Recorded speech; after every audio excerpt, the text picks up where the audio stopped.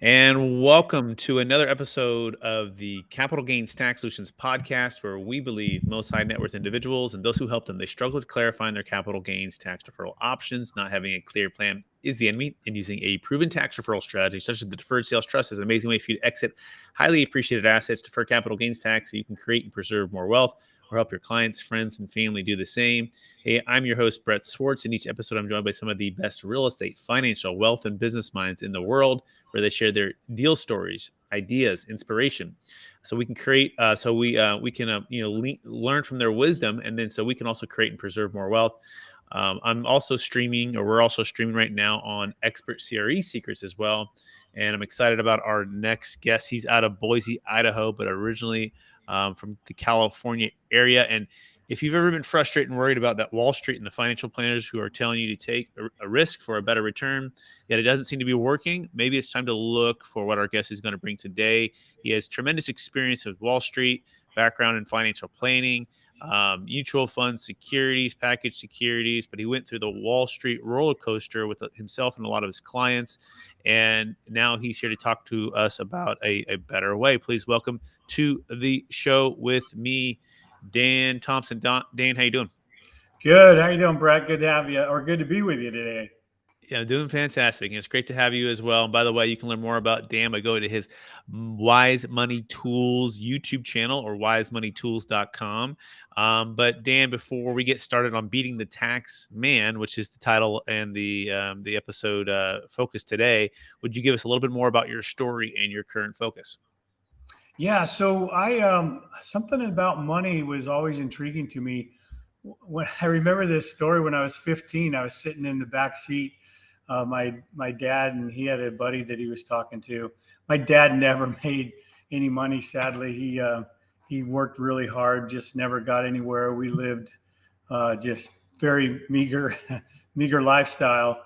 But this guy that he was sitting with was a very wealthy guy, and the guy's name was Dave. He said that he made $30,000 that month in the stock market.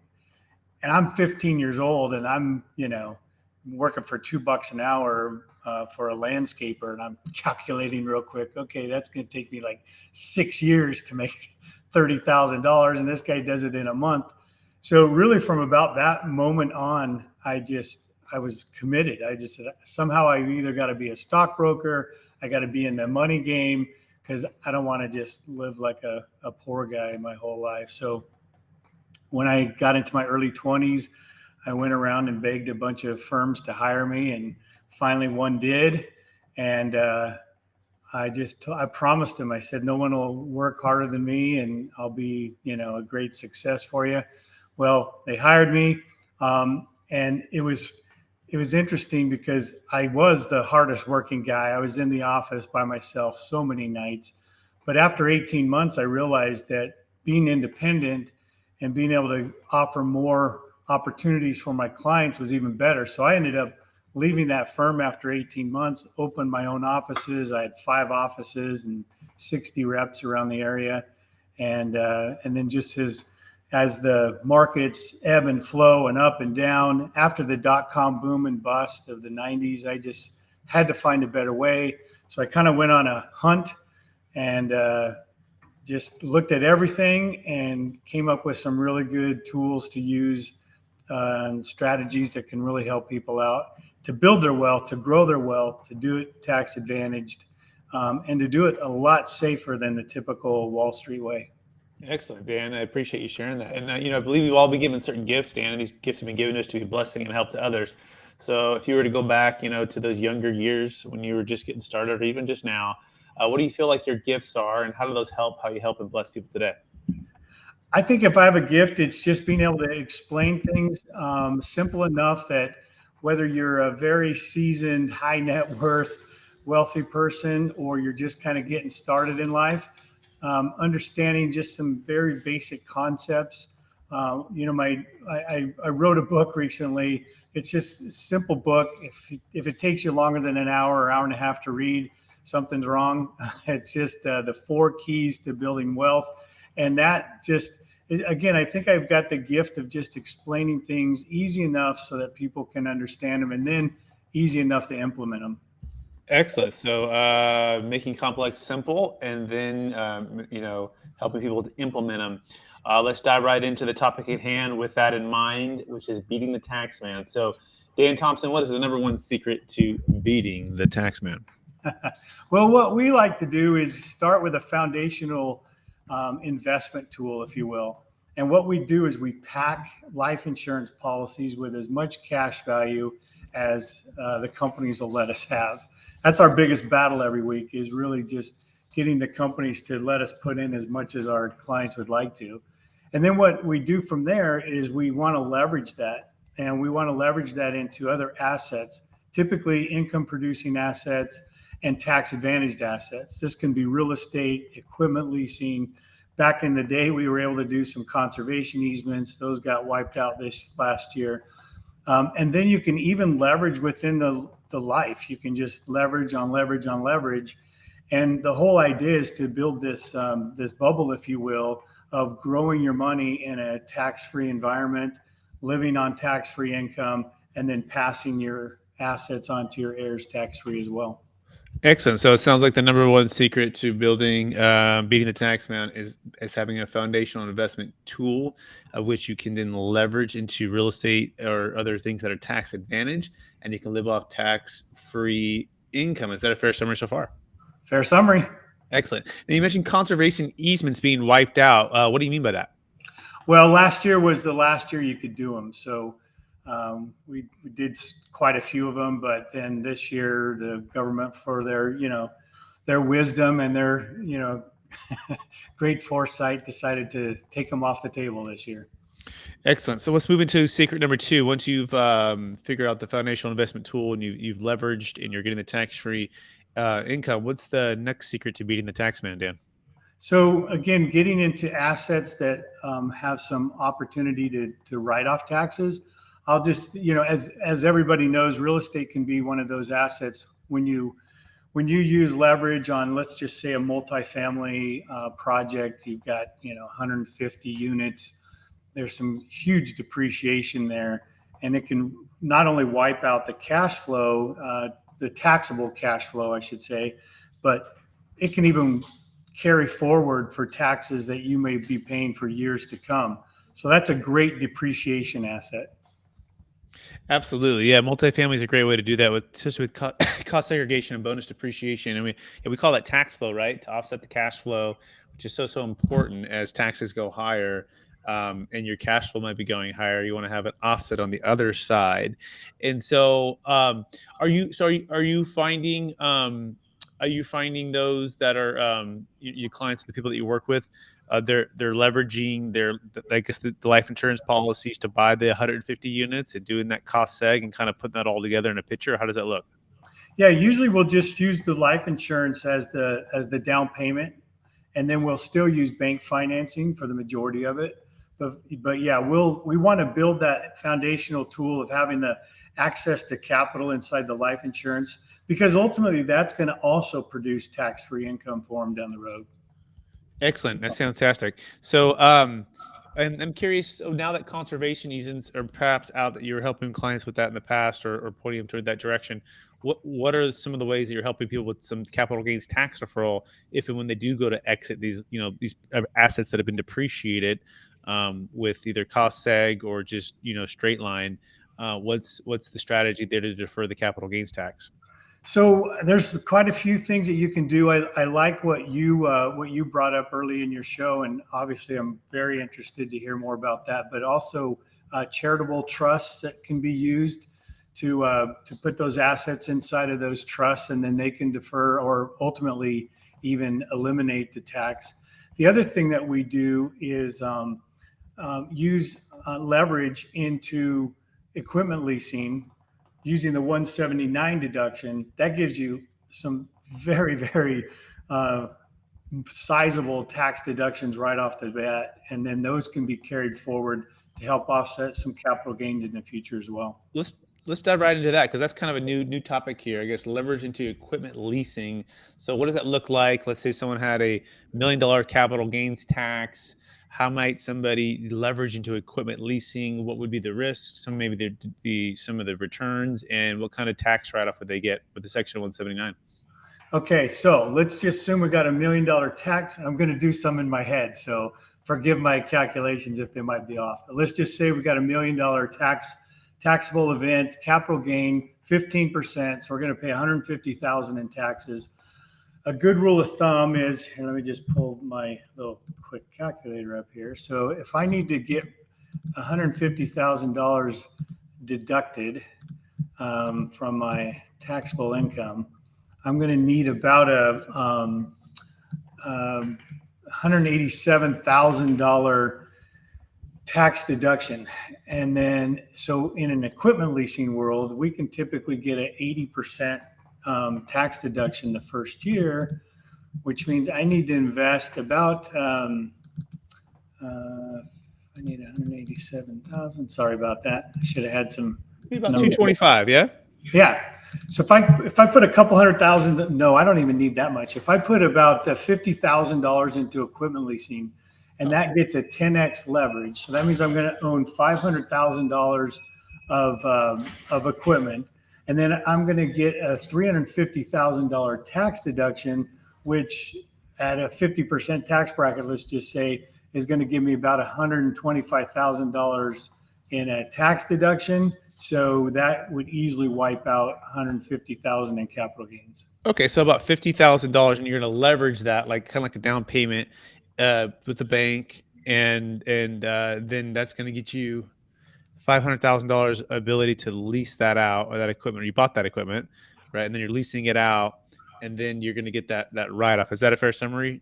That's a fair summary. Okay. And we've worked with a company that does all the back. I mean, so they do all the leasing, all the maintenance, all the insurance. I mean, they carry the whole project. You literally have to get the 179 deduction. You literally set up your own business. So it's your LLC. Your LLC owns the equipment. They just will take it from there and get it leased out and managed and maintenance and all that stuff. They have about 11,000 pieces of equipment across the country, and just about every state has a location. And this is typically commercial. I call it big dumb equipment, stuff that lasts years and years, but the depreciation on it's amazing. This sounds fantastic. And by the way, it kind of reminds me a little bit of oil and gas, right? With some of the benefits there. How would you compare and contrast those two, Dan? Yeah, the only difference is, oil and gas, I mean, it's becoming more of a science. It used to be, that oil catting was somewhat of a risk as to whether or not they would tap into something. I don't think that risk is quite there. The thing I like about this is that it's a tangible asset. I mean, and it's literally in your name. So that if, push comes to shove, worst comes to worst, you literally could sell this equipment on your own and probably be pretty close to whole, if not much greater than whole, simply because of that tax deduction that you got up front. Got it. And when does it come back to bite you? Like in an investment real estate, you can 1031 exchange, right? And you can even use the Deferred Sales Trust. When does it come back to bite you on that equipment? Year 5 in this case, because it's a 5-year, it's a 10-year AM, 5-year balloon, so to speak. So in year 5, they're going to sell the equipment. They're going to sell it for what's owed and the principal you put down. So that's going to be a recapture, but it's a real simple process. All you do is turn around and take your money and do it again, and you're right back in the game. And the guys that we work with, they haven't paid taxes in 10 years and make huge, lots of zeros every year. Excellent. And then is it work also for ordinary income tax, kind of like oil and gas as well as capital gains tax, passive or active? Is there any kind of restrictions on that? No, well, I'm not sure on the restrictions, but when that comes back to you, it's going to come back as recaptured. So it's going to be ordinary income. Okay, cool. This is interesting. Well, I think we're learning something new. By the way, you can learn more about all of these Wise Money tools by going to the Wise Money Tools YouTube channel. And this is, you can hear from Dan Thompson as he talks about these types of strategies.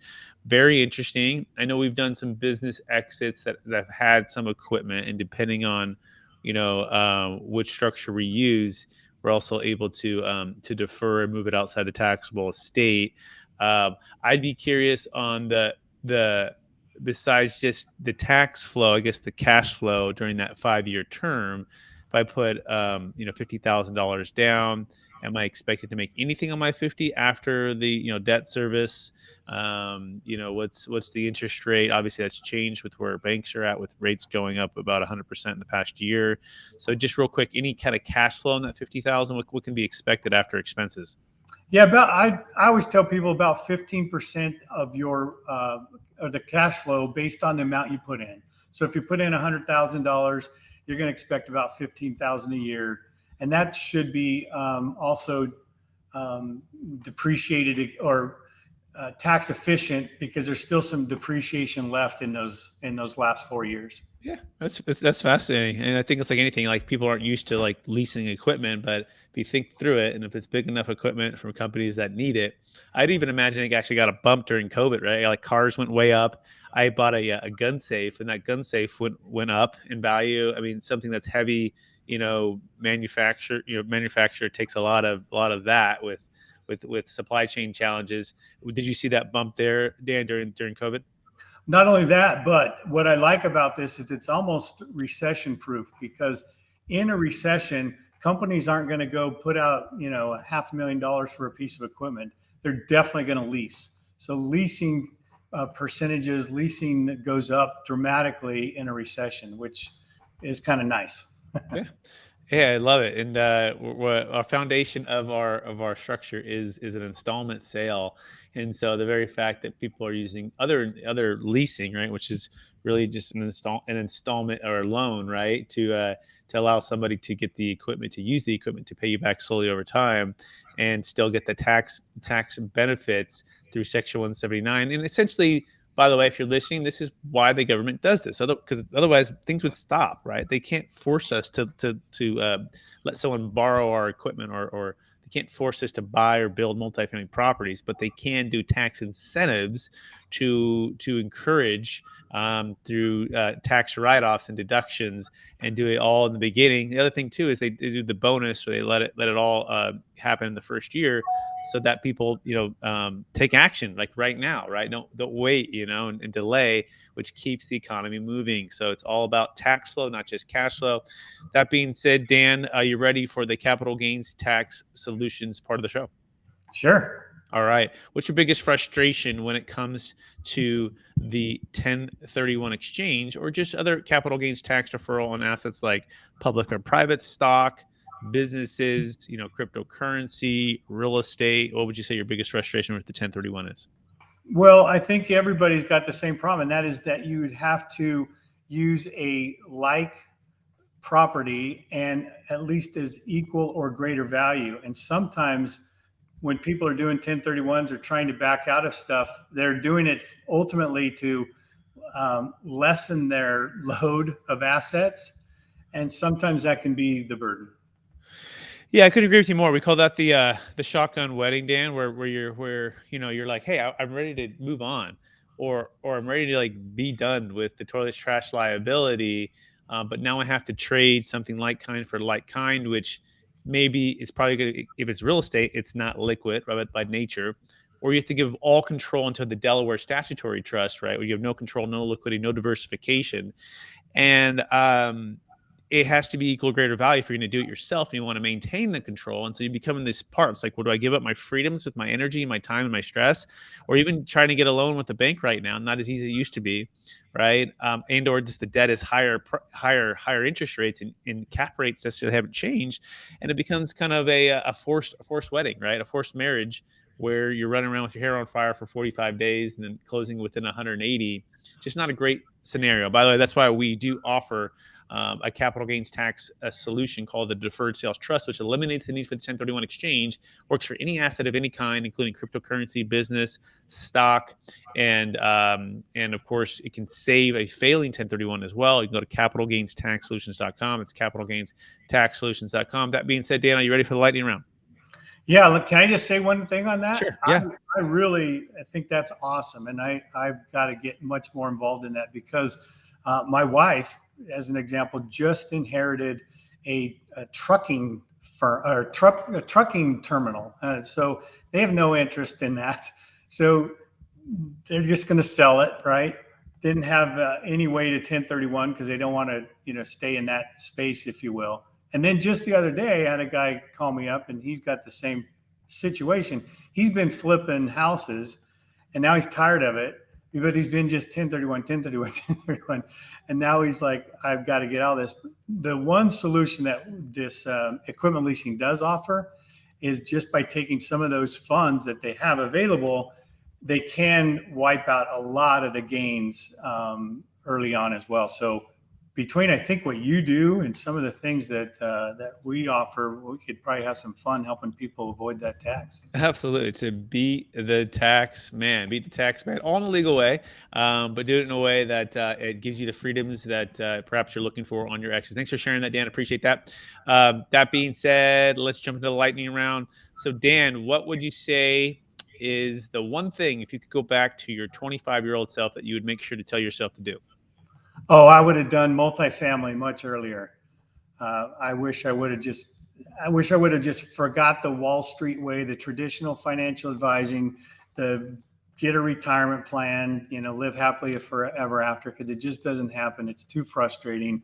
Markets are too volatile. I would have been in multifamily much earlier. Absolutely. By the way, Dan was in Modesto, where I was kind of the Bay Area in Sacramento at one point, and same thing here. My parents they did fix and flip houses in construction, and it had some holds, but mostly just single family in Mission Hills and Silicon Valley and stuff. But looking back, they would have bought multifamily, they would have renovated multifamily, they would have owned it long term because you can scale it. It just makes so much sense. But yeah, that being said, question number 2, what's the number one book you've recommended or gifted the most in the past year? Well, I still love Rich Dad, Poor Dad. I think that kind of just tells the story of how to do things right. And then, of course, Robert's got a way of just explaining these same concepts that we're talking about: multifamily, leverage, all those things. Absolutely. Love that book. Question number 3, what's the number one leadership quote or theme that you strive to live by? Oh, I wish I would have given that a little more thought.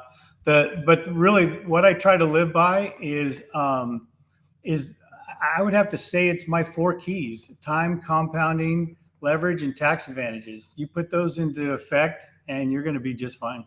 Excellent. Next question. What are you most curious about right now? Crypto. Yep. I think there's some interesting things going on out there. I wish I had a crystal ball and could tell you which one was going to end up on top, but I think it's a lot like .com, that sooner or later 1 or 2 or 5 or 10 are going to really kind of shine and lead the way, and the rest will fall by the wayside like .com. But it's an interesting arena. Awesome. All right. Second to last question, really, Dan. So after all your success, helping all the people you've helped create and preserve more wealth, what would you say is the number one thing that you practice to stay centered in your values and also stay encouraged to charge forward to gain higher heights? Oh, I'd say live well within your means. I would love to see people get to the point where they can save 40% of their income, and not living, on rice and beans, but just having enough assets that are working for you, passive income, and still having a great lifestyle. And I just love the idea of saving 40% of your income. Fantastic. Dan Thompson, I want to thank you for being on the show. I want to thank you for sharing all your wisdom with us. We learned something new today with leveraging equipment. Really cool as well. I want to encourage you to keep using your strengths, making things simple and helping people take action to build their wealth and their financial freedom. For those who want to get in touch with you, could you remind us one last time what's the best place for us to find you? Yeah, Wise Money Tools. If you just can remember that, we're on YouTube and Facebook and Instagram and all the rest of them. wisemoneytools.com for the website. You can always reach me at dan@wisemoneytools.com if you have any questions as well. Amazing. Thanks, Dan. Also, thank our listeners for listening to that episode of the Capital Gains Tax Solutions podcast. As always, we believe most high net worth individuals and those who help them, they struggle with clarifying their capital gains tax deferral options. Not having a clear plan is the enemy. Using proven tax deferral strategies such as the Deferred Sales Trust, maybe getting with Dan to do some equipment leasing to defer or eliminate or offset tax, right? Really cool. It's a great way for you to create and preserve more wealth or help your clients, friends, and family do the same. By the way, we're also streaming on expert CRE secrets as well, for all of our commercial real estate entrepreneurs out there and or investors. Appreciate you listening.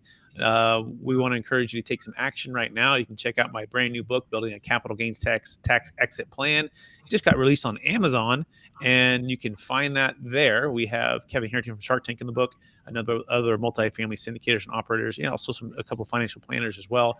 Go to capitalgainstaxsolutions.com and or search on Amazon, Building a Capital Gains Tax Exit Plan. Hey, thanks so much for watching. We promise to do even better next time, and we thank you for